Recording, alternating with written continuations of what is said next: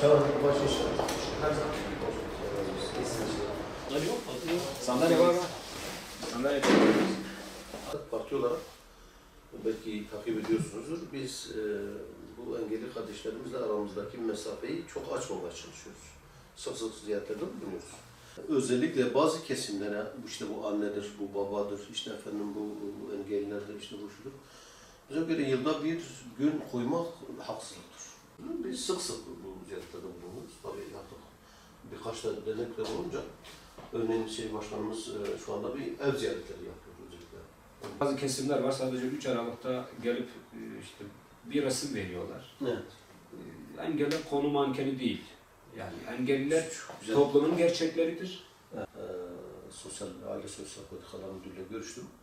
Bu ifade edilen raporların durumu da görüştüm. Onun kendisine öyle dedi. 400 kişidir. Hani piyasada 700 falan konuşuluyordu. Dedi 400 kişidir. Evet, sisteme erişim sağlayabiliyoruz. Biz de o raporlara göre hareket ediyoruz. Yani biz gidip işte engelin durumunu biz kontrol edemiyoruz.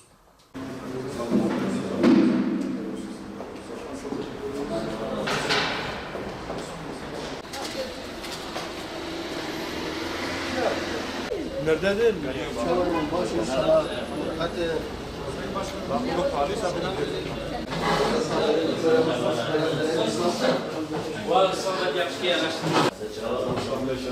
Sayın Başkan, siz çağırarak. Serçe ne işin var?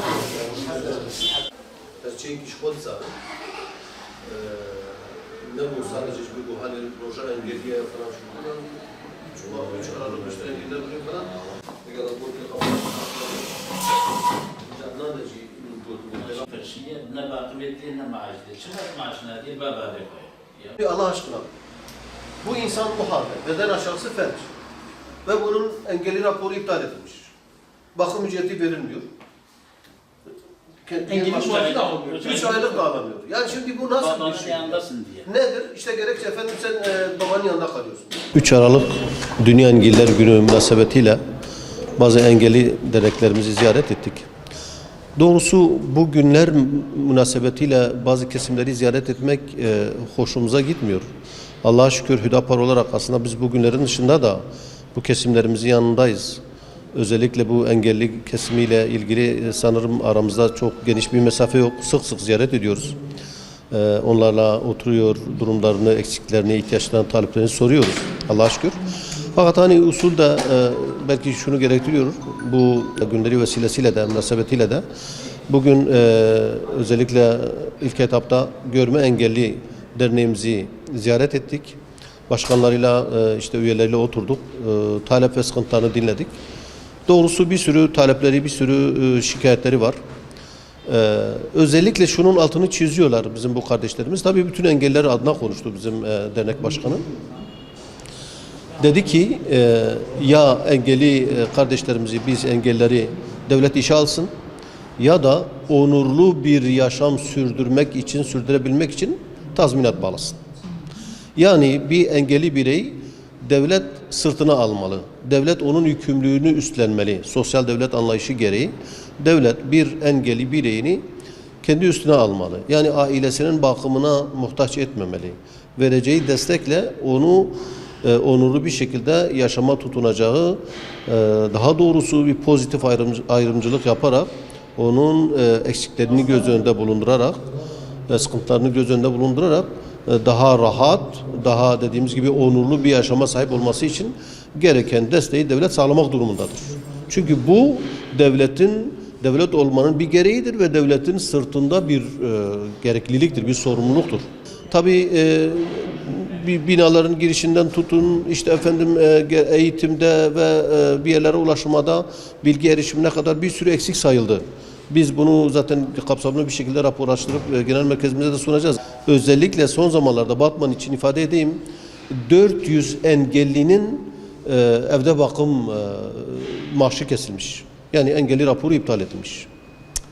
Bu durum bizi hayretler içerisinde bıraktı. Ne demek? 400 engelli vatandaşın, insanın raporunu iptal edeceksin ve evde bakım vermeyeceksin. Bu büyük bir mağduriyet. Bu büyük bir zulümdür, haksızlıktır. Böyle bir şey olabilir mi? Varsayalım ki birileri bu konuda bu raporlarla ilgili bazı istismarlarda bulunmuş. Birebir tanıdığım, şahit olduğum, bana sorunlarını getiren engelliler var. Adamın 24 yaşındaki gencin bileği, iki kolu bilekten kesilmiş. Bakın, iki kolu bilekten kesilmiş. Şimdi bu insan bırakın şahsi ihtiyaçlarını giderecek, yemek yiyecek, elbiselerini giyecek. Ağzının önüne bir maske takacak durumda değil. Yani ikinci bir kişinin yardımı olmaksızın sadece adım atmanın dışında hiçbir ihtiyacını gideremez. Ve buna evde bakım ücreti verilemiyor. Buna bu rapor verilemiyor. Bir diğer insan biliyorum. Belden aşağısı felç. Belden aşağısı felç bir insanın raporu iptal edilmiş. Evde bakım ücreti iptal etmiş. Olabilir mi böyle bir şey ya? Peki bu insanlar ne yapsın? Ne yapacak? Onun işe de almıyorsun. Tazminat da vermiyorsun. Bu insan nasıl yaşayacak? Devlet bu insanların, bu vatandaşlarımızın, bu kardeşlerimizin onurlu bir yaşam sürdürebilmeleri için gerekli destekleri vermek zorundadır. Kardeşlerimizi dinlediğimizde içimiz yanıyor. Bir sürü sorunları var, bir sürü sıkıntıları var, bir sürü eksikleri var. Bu kardeşler bizim baş tacı etmemiz gereken bir kesimdir. Dediği gibi başkanımızın dediği gibi mevzuat dolu. Mevzuat Avrupa mevzuatı düzeyinde belki daha ileridedir. Ama pratiğe gelince, yansımaya gelince onlara bu mevzuatın içeriği yansımıyor. Bu çok kötü. Bu haksızlıktır, bu mağduriyettir, bu zulümdür.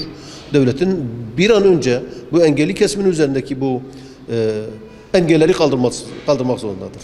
Bunlarla oturup bunların sıkıntılarını, bu kesimin, bu kardeşlerimizin sıkıntılarını kendilerinden dinleyip ona göre yönetmelik çıkarmak lazım.